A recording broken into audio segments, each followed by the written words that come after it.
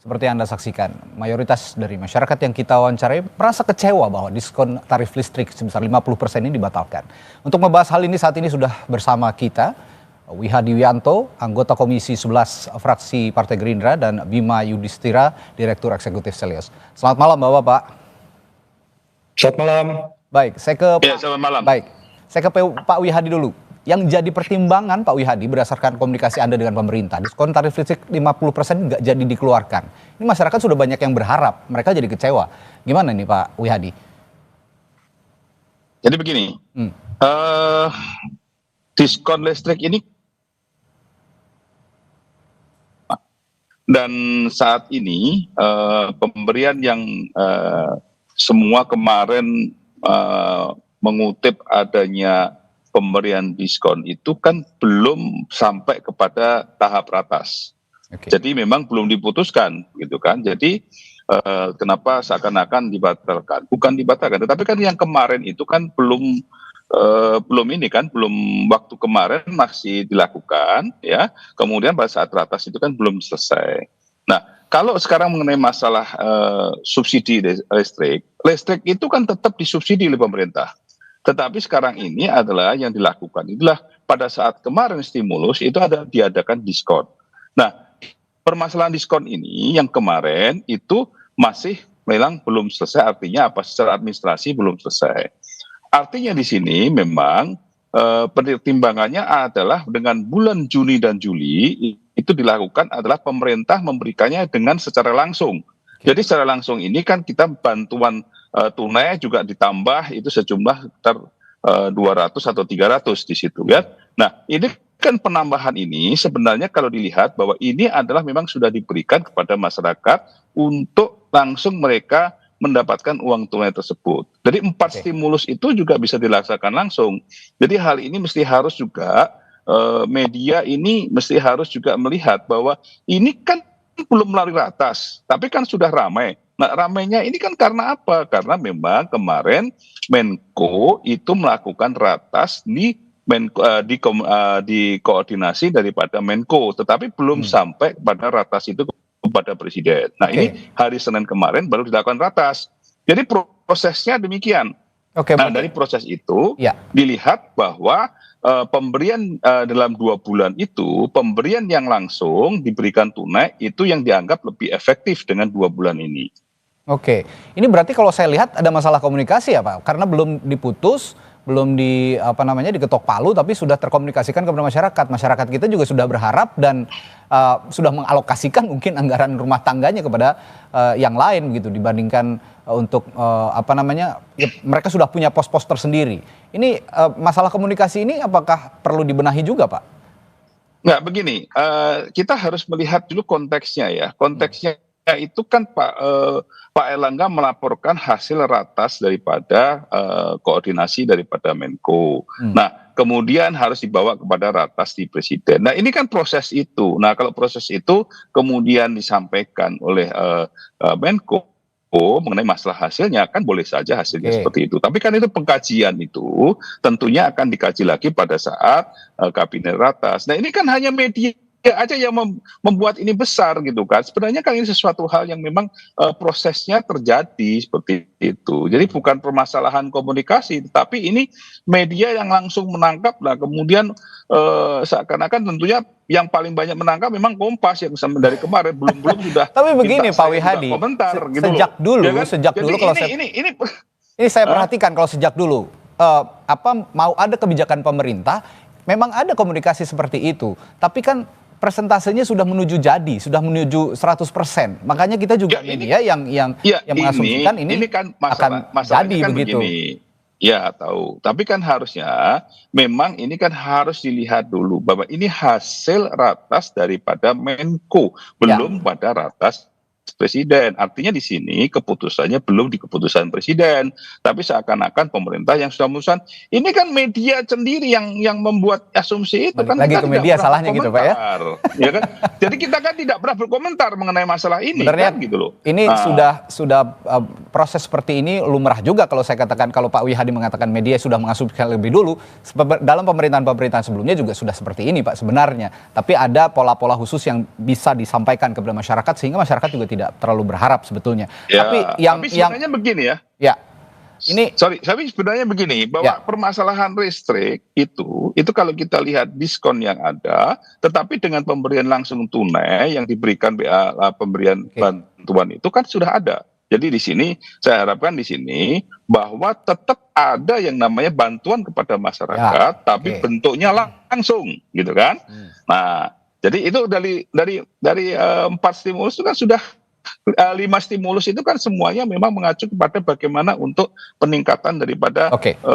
perekonomian. Gitu. Baik, kita bicara konteksnya lagi. Tadi dialihkan memasukkan diskon listrik ini ke dalam stimulus ekonomi, justru mengalihkan ke bantuan subsidi upah. Kalau gitu saya tanya ke Mas Bimas, berapa besar pengaruhnya Mas Bimas mengalihkan bantuan subsidi upah ini? Alih-alih tadi memberikan diskon tarif listrik 50%.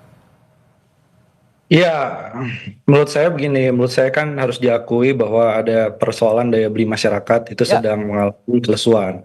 Jadi daya beli masyarakatnya sedang turun, kemudian pemerintah coba memberikan stimulus, kan gitu. Nah, pertanyaannya adalah apakah bantuan subsidi upah yang menjadi 300.000 per bulan itu lebih baik dibandingkan diskon tarif listrik, atau sebenarnya masyarakat itu butuh dua-duanya? Kenapa itu? Nah, karena sekarang ini yang sedang butuh bantuan di kelompok menengah ke bawah itu ada yang tercover oleh bantuan subsidi upah, ada yang tidak. Ada yang tercover oleh diskon tarif listrik. Contohnya misalnya, bantuan subsidi upah itu datanya pakai data apa?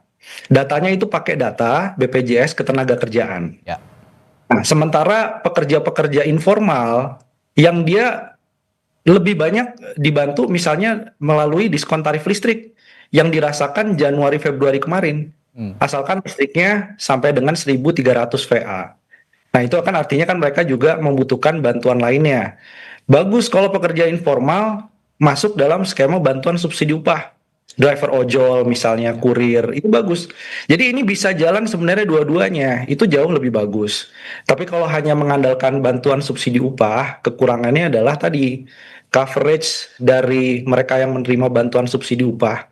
Itu kalau hanya terbatas pekerja formal, kemudian guru honorer itu bagus, tapi pekerja informal tidak mendapatkan bantuan yang semacam itu dari pemerintah, maka efeknya terhadap total ekonomi itu menjadi Ya. lebih kecil konsumsi rumah tangga. Apalagi 58% kan pekerja kita pekerja informal. Itu dia yang ingin saya tanyakan. 50, sekian persen ini hampir seimbang dengan pekerja formal, berarti pekerja informal kita cukup besar jumlahnya. Besar, Untuk ya. bumper mereka yang informal ini, dengan tadi ada kebutuhan tarif listrik diskon 50%, lalu juga subsidi upah. Nah, kalau subsidi upah kan kita tidak bisa lagi andalkan. Nah, kalau begini caranya mereka pemerintah ini mengalihkan ke subsidi upah sementara pekerja informal tidak mendapatkan, itu bagaimana untuk target pertumbuhan ekonomi 5% di kuartal kedua 2025 ini? Mas Bima? Ya. Jadi dengan itu ya, dengan bantuan subsidi upah yang memang sebenarnya masih terbatas ke pekerja formal, memang daya dorong ke pertumbuhan ekonomi kuartal ketiga ini memang perlu lebih banyak stimulus lagi biar bisa mencapai pertumbuhan 5%. Karena stimulus yang ada sekarang ini kan hanya manfaatkan momentum libur sekolah. Oke. Tapi kemudian juga kelompok menengah aja deh. Nggak, wah, yang menengah itu punya concern, mau liburan, manfaatkan diskon tarif tol, kemudian maskapai penerbangan, atau mempersiapkan beli seragam dan beli keperluan anak sekolah di tahun ajaran baru. Jadi stimulusnya kan cuma temporer, manfaatkan libur. Nah, kita sebenarnya dari awal merekomendasikan stimulus itu harus satu paket kebijakan yang covernya luas dan tenornya panjang. Jadi bisa dirasakan sampai akhir tahun 2025. Mereka yang belum masuk bantuan subsidi upah dimasukkan. Diskon tarif listrik kalau bisa sampai 2.200 VA, karena banyak pekerja yang kos-kosan atau kontrakan itu harus membayar listrik dayanya 2.200 VA. Oke. Nah, ini memang situasi yang harus dilihat, pemerintah perlu all out ini. Jadi begitu ada pembatalan ataupun tidak jadilah memberikan diskon tarif listrik dengan berbagai alasan, tapi salah satunya karena kan alasan keterbatasan anggaran, Ya. masalah fiskal ini kan. Nah, itu gimana caranya pemerintah harus mendorong serapan belanja dan stimulus lebih banyak lagi. Karena apa? Karena kalau daya dorong pemerintahnya minim, kuartal 3 itu cuma mengandalkan libur sekolah, lebaran sudah lewat, menunggu Natal tahun baru juga masih cukup lama. Lumayan lama ya. Ya, maka efek ke ekonomi secara agregat itu belum mendapatkan motor pertumbuhan ekonomi yang memadai. Sebenarnya itu yang diinginkan masyarakat dan pengusaha. Oke. Pak Wihadi tadi bagaimana juga Anda di Komisi 11 juga terutama dari partai Anda, Partai Gerindra juga partai pemerintah pasti juga berkoordinasi dengan pemerintah dengan cukup intensif gitu. Bagaimana menjawab tantangan tadi bahwa subsidi upah ini ya diberikan sebagai bantalan ke pekerja formal, bagaimana dengan informal, sementara pekerja informal kita juga hampir seimbang bahkan lebih banyak dari pekerja formal kita, Pak Wihadi. Ya, Pak Wihadi masih, mohon maaf, suaranya masih di mute. Ya, Pak Wihadi masih belum terdengar suaranya. Ya, kami mengalami sedikit kendala teknis sepertinya dengan Pak Wihadi. Mungkin bisa diperbaiki dulu audio Pak Wihadi supaya bisa terdengar di layar kaca. Dan ya, saya ke Mas Bima lagi kalau gitu. Mas Bima begini, mengingat ada alasan ini hal lain tapi masih dalam konteks ini. Ini ada alasan pembatalan keterlambatan penganggaran katanya. Apa yang bisa dilakukan sebenarnya untuk meningkatkan efisiensi birokrasi dalam merancang program stimulus sebenarnya? Ya, stimulus ini satu harus bicara, harus koordinasi kementerian di bidang perekonomian. Kan Kemenko Perekonomian, kemudian listrik ini ESDM, PLN panggil, Kementerian Keuangan ada nggak pos anggarannya, itu semua Kemenko Perekonomian. Ini bolanya di Kemenko Perekonomian untuk melakukan rapat koordinasi sehingga yang keluar ke publik itu clear, pemerintah mau melakukan A, B, C, D. Nah, ini satu yang penting. Yang kemudian kedua yang lebih penting lagi adalah ini memang lagi efisiensi anggaran. Tapi sudah terlihat jelas bahwa di kuartal pertama pemerintah efisiensi belanja pemerintah minus 1,3% secara tahunan, itu tidak baik bagi perekonomian. Oleh karena itu pemerintah di sisa kuartal sampai akhir 2025 ini kan harus mengeluarkan paket-paket stimulus tadi untuk mendorong orang belanja, mendorong pengusaha juga melakukan ekspansi. Nah, ini artinya apa? Artinya anggaran harus disiapkan jauh-jauh hari untuk melakukan stimulus. Dan harapannya tidak terlalu mendadak seperti ini. Jadi pengusaha itu kan view-nya paling tidak lah 3 bulan sebelumnya kan pemerintah mau melakukan apa, mau melakukan gebrakan apa untuk stimulus ekonomi. Karena pengusaha juga butuh hitung-hitungan berapa banyak nanti permintaan yang muncul karena pemerintah memberikan stimulus subsidi upah, nominalnya berapa. Itu kan semua harus dihitung. Nah, saya kira kalau terlalu mendadak kemudian informasinya berubah-ubah, ini jangan disalahkan Kompasnya gitu. Baik, Mas Bima. Disalahkan koordinasi kementeriannya kan gitu. Ya, Pak Wihadi sudah bisa mendengar suara saya? Ya, Pak Wihadi, ini tadi singkat saja ya. Tadi kita sudah perbincangkan dengan Mas Bima, Pak Wihadi juga sudah mendengar saya yakin bahwa tadi stimulus ini diberikan lebih baik ya dua-duanya sebenarnya kalau mau mengacu pada pertumbuhan ekonomi 5% di tahun ini. Nah, sedangkan sekarang kan dialihkan ke subsidi upah, sedangkan sektor informal tidak akan mendapatkan subsidi upah. Bagaimana respons Anda soal ini? Jadi begini, satu hal yang mesti harus dipahami bahwa pemberian stimulus ini kan memang untuk mendorong pertumbuhan ekonomi. Nah, kita melihatnya bahwa saat ini kan untuk yang menengah bawah kan sudah ada dengan sembako, dan sembako juga kita tambah, kartu sembako juga kita tambah, dan tambah dengan uang tunai. Nah, ini adalah untuk mendorong namanya daya beli. Hal seperti ini kan memang ada stimulus yang itu. Nah, kalau kita bicara mengenai masalah PLN, itu kembali lagi bahwa alasan bukan karena memang tidak ada dana, dan kita bicara masalah efisiensi bukan pada masalah ini. Semua anggaran APBN itu tetap tidak berubah, itu tetap ada dengan angka 3.600. Nah, kemudian kalau kita lihat di sini, kenapa mengenai masalah PLN ini tidak jadi? Karena gini, stimulus yang dilakukan yang lalu, itu PLN sudah ada, kita berikan diskon untuk PLN. Nah, di sini kan ada sistem daripada administrasi yang belum terselesaikan, sehingga kita melihat bahwa saat ini karena waktunya pendek 2 bulan dan sekarang di bulan Juni, maka harus diberikan dalam bentuk langsung. Nah, ini adalah komunikasi-komunikasi yang dilakukan pada saat rapat terbatas oleh Presiden. Jadi kita harus melihat tahapan itu.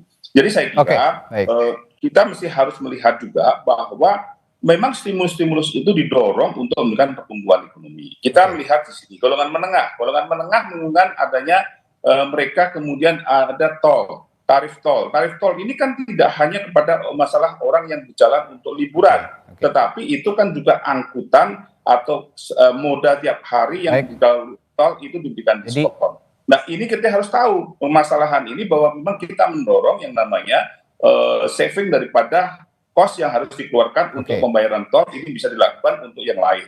Jadi hal-hal seperti ini bisa dilakukan dan ini adalah menumbuhkan yang namanya mereka saving daripada yang harus dikeluarkan oleh tol. Berarti bisa terkurang. Ada bumper-bumper lain tadi kalau kata Pak Wihadi seperti tol dicontohkan begitu ya. Berikut juga skema-skema yang lain karena kalau memang mengandalkan subsidi upah ya itu tadi karena sektor-sektor informal juga tidak tercover. Baik, semoga ada solusi terbaik untuk masalah ini. Terima kasih Pak Wihadi, Mas Bima sudah bergabung di Sapa Indonesia malam hari ini. Sampai jumpa lagi, selamat malam.